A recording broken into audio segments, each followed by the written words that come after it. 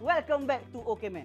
Untuk orang-orang yang ada kebun, ada ladang, ada dusun, kalau korang nak meracun, korang boleh pakai ni. Racun yang saya letak kat depan ni, garan ni.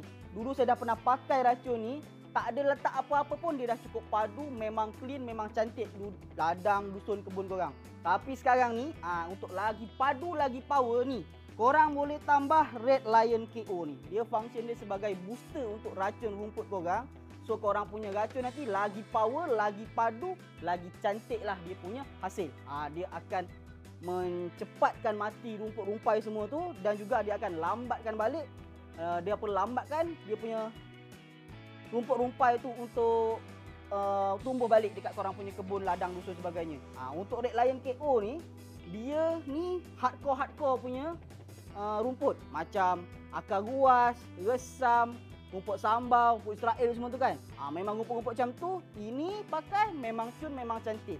Dia pakai dengan mana-mana racun pun boleh. Tapi ni kita ada combo CMC garan ni dengan Red Lion KO. So kalau korang nak dapatkan dua-dua produk ni, korang tekan je komen dekat bawah. Tadi tak tahu, sekarang dah tahu. Terima kasih.